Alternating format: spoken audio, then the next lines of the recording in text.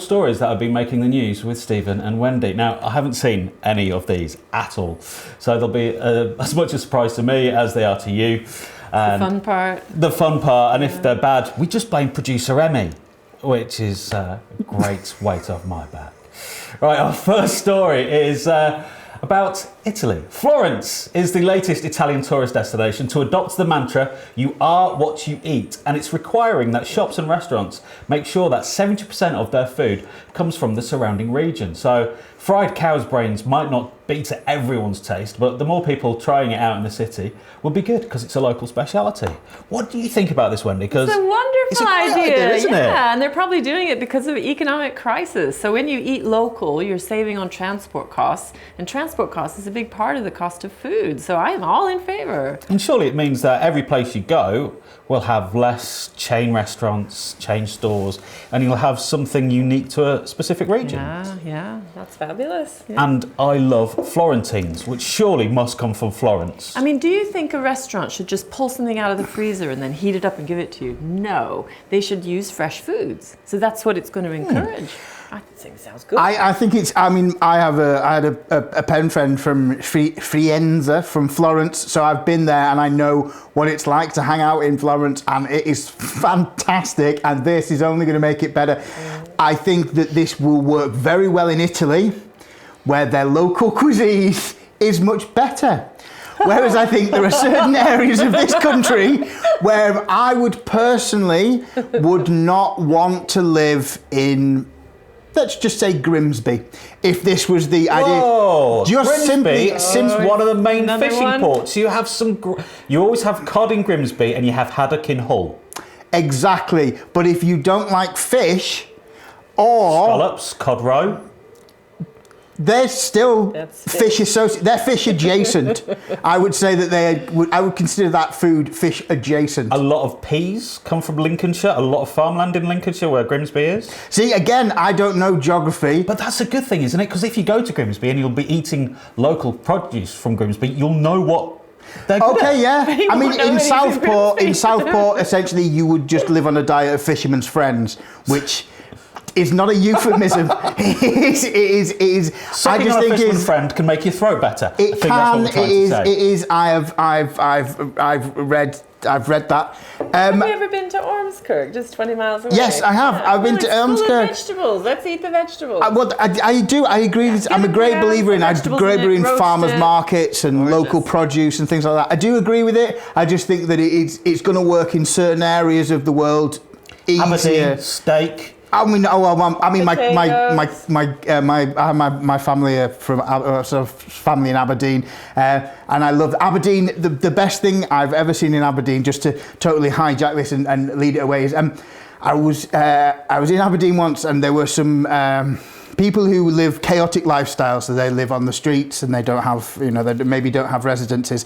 And in Aberdeen, the little twin set tweed little ladies would go into Marks and Spencer's, and I was seeing ladies give full carrier bags full of Marks and Spencer's food to the homeless and people on the streets, and I thought that was lovely to see these people who go home going, what did you, some people going, did you get a couple of coppers? Better than that, not only did I get food, I got Marks and Spencer's food. I think that is going to be great. This is not just a homeless banquet. This is a Marks and Spencer's. Shall I tell you one local food, okay? If you go to the east coast of Scotland, they make jam, okay? Montrose jam, yeah. And they make bread, so they've got wheat. So then you can have a jam sandwich. Nice. Jam butty. Jam butty. Is it British or is it Scottish? Jam butties. Can you say it with me, because I like your accent. No. Jam butty. No. Jam butty. Well, I'd say jam butty. Jam butty. Close. Yeah. Close. Finally, would either of you eat fried cow's brains? Yes. No. Delicious. Our next story is this. The other day, during the And Finallys, you heard about a charity shop who asked people to stop donating copies of 50 Shades of Grey, as they had received too many. Well thumbed. Well, today we found this photo of a charity shop who had received so many copies of that best-selling book that they built a fort. That is not a fort, That's mate. not a fort. That's not a... No, that's it. Yes. Yes. That is amazing. Now... That is... that is a wall of filth. Could you call that Castle 50 Shades of Grayskull? Oh, yes!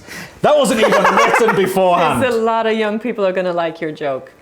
A lot of young people, they won't even know who He-Man is and the Masters of the Universe. Exactly, yeah. I think that is, I think 50 Shades of Grey. I have an active imagination and access to the internet, so I don't require things like that. So and also, I don't understand. I mean, I'm a man, so I'm not for reading. Have you read 50 Shades of Grey? No, but I understand it's sadism and sadomasochism, and the woman is in the submissive position, so I totally disapprove. You could have guessed that, right? Well, you could probably buy the book, because that charity shop has plenty of copies. I think the price would be $0. I think they might actually pay you to take one away. Yeah. Supply and demand. I'm not There's lots of supply there, not a lot of demand. No. Right, looking at our next story, a trio of new studies contradict some of the long-held wisdom about what it means to start your day off right. It's been announced that breakfast is no longer the most important meal of the day. Nutritionists say that the best advice is just to eat a healthy diet and listen to the needs of your body. This is confusing. Wendy, what is the need of your body when you wake up in the morning? What do you need? You should listen to your body. You know, it's easy Stethoscope? to do. Well, I'm hungry in the morning, are you? Yeah, if you're hungry, then you should eat. So you listen to your body. What do you have for breakfast?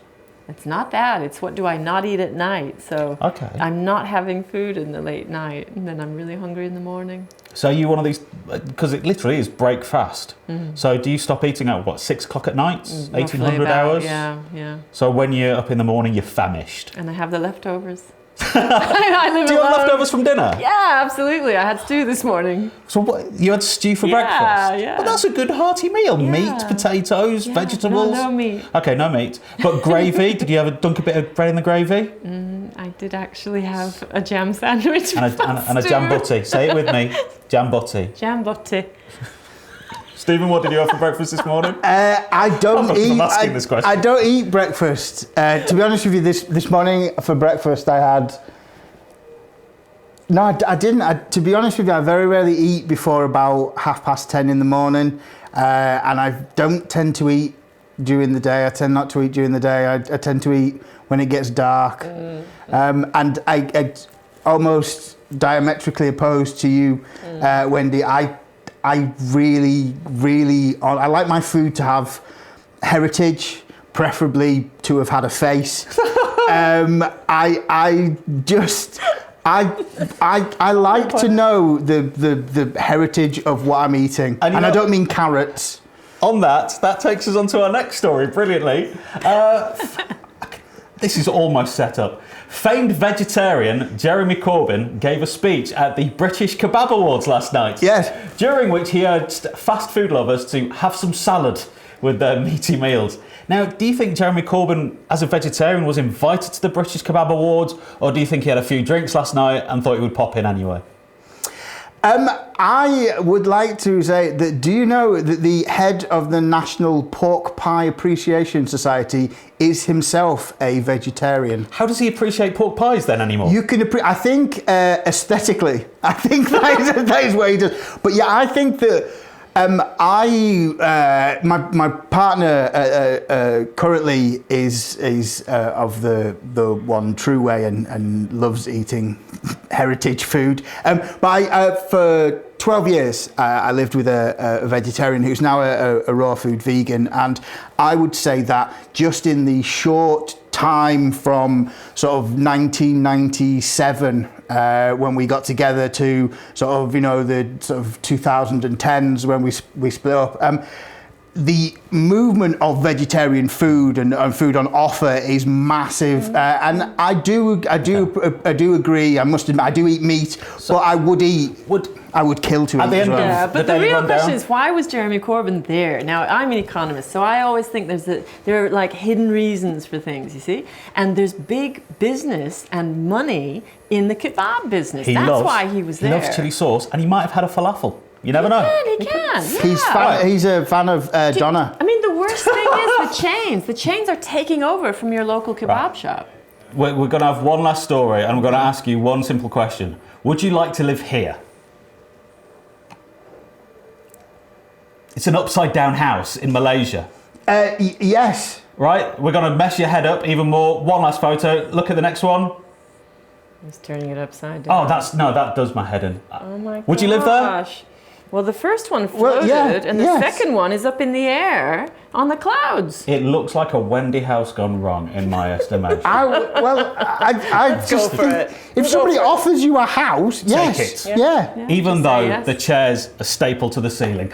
Right, that's it. Time to wrap up the Daily wacky. Rundown for the night. Thank you to my guests this evening. Stephen, thank you. Thank you. Wendy, thank you. You're welcome. And good luck to Andrew Rimmer as well, who's bringing back Dave Benson Phillips. I'm Dan Morfitt, and we'll see you after Easter for more Daily Rundown. But from everyone here right now, good night.